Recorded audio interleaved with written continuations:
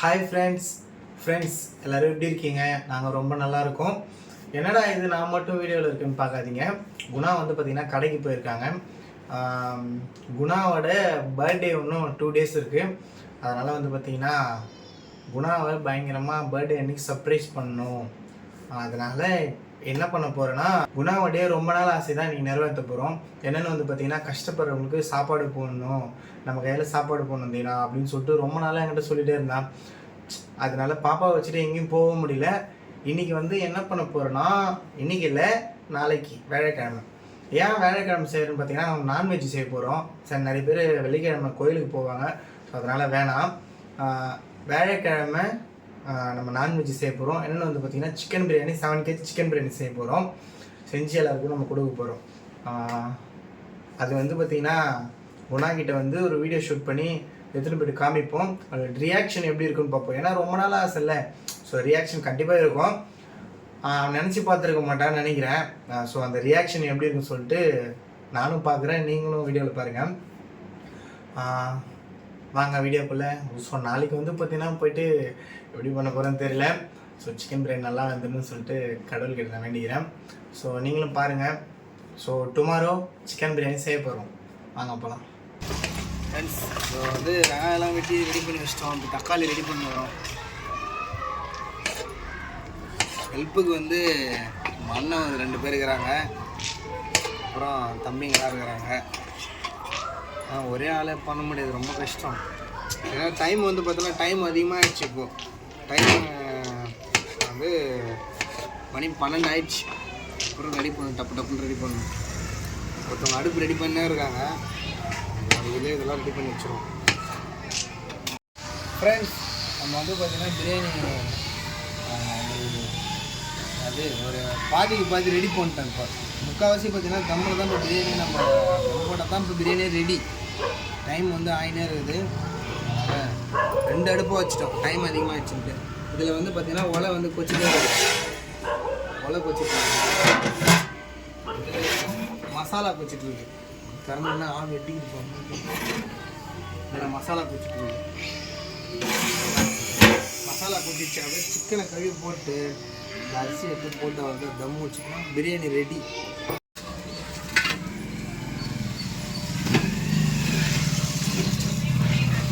Friends, நம்ம எல்லா வேலையும் முடிஞ்சிச்சு. லாஸ்ட்டாக இப்போ தம் போடுற வேலை தான் நடந்தது. பசி வேறு, எனக்கே பசி எடுக்குது பயங்கரமாக.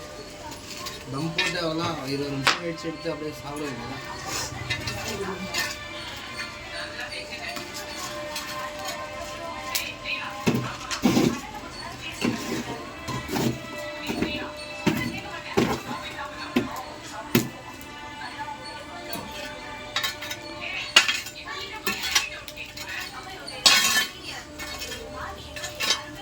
ஃப்ரெண்ட்ஸ், தம் போட்டு இப்போ 25 நிமிஷம் ஆயிடுச்சு. அவ்வளோதான், இப்போ தம்மை பிடிச்சிட்டாங்க.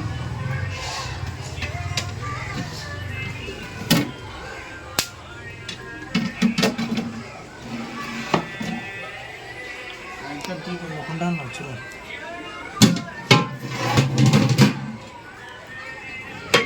வச்சிடலாமா?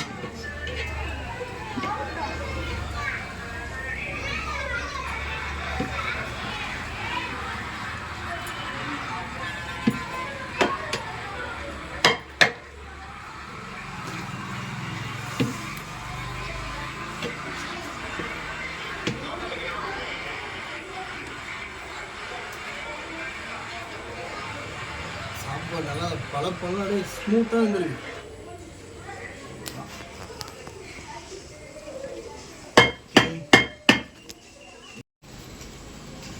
ஃப்ரெண்ட்ஸ், வந்து பார்த்தீங்கன்னா ஃபைனலாக வந்து பார்த்தீங்கன்னா ரெடி பண்ணிட்டோம். பிரியாணி அது கொஞ்சம் பண்ணுறேன். பிரியாணி ரெடி ஆகிடுச்சு. இப்போ நம்ம வந்து எல்லாம் பேக் பண்ணிட்டோம். கூட ஒரே ஒரு ப்ரோ மட்டும்தான் ரொம்ப கஷ்டப்பட்டுருக்காரு. அவர் இல்லைன்னா ஒன்றுமே பண்ணிட முடியாது. பார்சல் கழிச்சு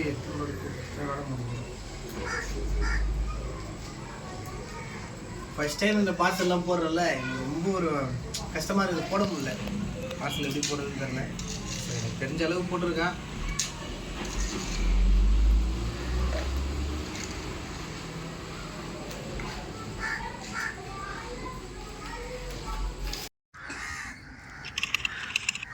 குணா இந்த வீடியோ பாரு. ஏன் பாரு சும்மா எதுக்கு பாரு.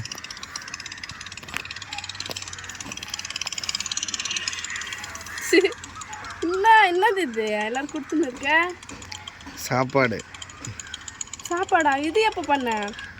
நீ சொன்னல நம்ம சாப்பாடு போடணும் ஒரு நாளைக்கு. நான் வெளியே போயிட்டு வரேன்னு சொல்லிட்டு போனேன். இதுக்கு தானா?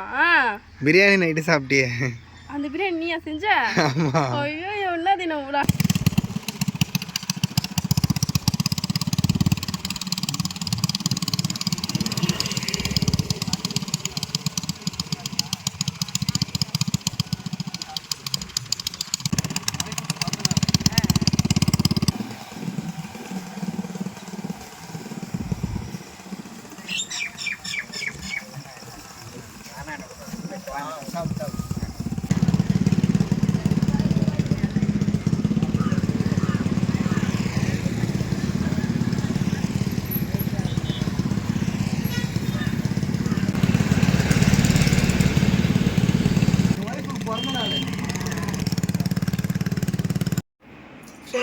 நான் வந்து துணி காய போட்டு இருந்த மாதிரி அப்போ வந்து தீனா வந்து அந்த வீடியோ காட்டினாங்க. நீங்கள் பார்த்துருப்பீங்கன்னு நினைக்கிறேன். இப்போ வரும்போது அந்த வீடியோ பார்த்துட்டு எனக்கு ரொம்ப சந்தோஷம். நான் அவர்கிட்ட ரொம்ப நாள் கேட்டுருந்தேன், இந்த மாதிரி யாருக்குமே ஹெல்ப் பண்ணணும், சாப்பாடு போடணும் அப்படின்னு சொல்லிட்டு. அவரும் சரி டைமில் சரி பண்ணலாம், என்ன நாள் வரும் அப்படின்னு சொன்னார். ஆனால் என் பர்த்டே பார்த்தீங்கன்னா, என் பர்த்டே அன்றைக்கி எனக்கு இப்படி ஒரு சர்ப்ரைஸ் பண்ணுவான்னு சொல்லிட்டு நான் நினச்சி கூட பார்க்கல. அவர் வந்து என்கிட்ட வெளியே போயிட்டு வரேன் அப்படின்னு சொன்னார். சரி வா வெளியே போயிட்டு வா சீக்கிரமா அப்படின்னு சொல்லி நானும் அனுப்புனேன். வரும்போது பார்த்தீங்கன்னா பிரியாணி வந்து 4 பார்சல் எடுத்துன்னு வந்தார். ஏன்னு கேட்டால் நான் வாங்கி வந்தேன் அப்படின்னு சொன்னாங்க. சாப்பிட்டு நல்லா தான் இருந்தது பிரியாணி. நான் வந்து அப்போ செஞ்ச மாதிரி இல்லை, கடையில் வாங்கி வந்த மாதிரி இருந்தது, சூப்பராக இருந்தது. காலையில் தான் வந்து என்கிட்ட காட்டினாங்க வீடியோ. இது மாதிரி நீ சொன்னல அந்த ஆசை நிறைவேற்றிட்டேன் பாரு, உன் பர்த்டே சர்ப்ரைஸ் அப்படின்னு காட்டினா ரொம்ப ஹாப்பி. அதை பார்த்தோன்னே ஃப்ரெண்ட்ஸ், நான் கூட நிறைய வீடியோ பார்த்தீங்கன்னா ஃபோனில் பார்ப்பேன். அந்த டைம்லாம் கமெண்ட்லாம் பார்ப்பேன். என்ன சொல்லுவாங்கன்னா, இது மாதிரி ஹெல்ப் பண்ணுறீங்க, அது ஏன் வீடியோ எடுத்து போடுறீங்க அப்படின்வாங்க. நானும் அந்த வீடியோ பார்க்கும்போது தான் நினைப்பேன், சரி ஏன் வீடியோ போடுறாங்க. ஆனால் பார்த்தீங்கன்னா நம்மகிட்ட நேரில் சொல்லிடுவாங்க, இந்த மாதிரி சாப்பாடு போடுமா அப்படின்னு. சரி போடலாம் அப்படின்னு சொல்லிட்டு நம்ம சொல்லிடுவோம்.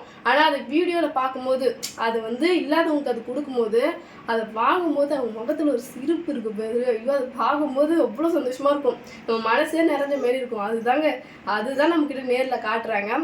தீனா பார்த்தீங்கன்னா இந்த வீடியோ போடுங்க நல்லா அப்படி சொன்னார். நான் தான் போடுங்கண்ணே. ஏன்னா இந்த வீடியோ பார்த்துட்டு இன்னும் நிறைய பேருக்கு அந்த ஹெல்ப் பண்ணணும் அப்படின்ற ஒரு எண்ணம் வரணும் அப்படின்றதுக்காக தான் நான் போட சொன்னேன்.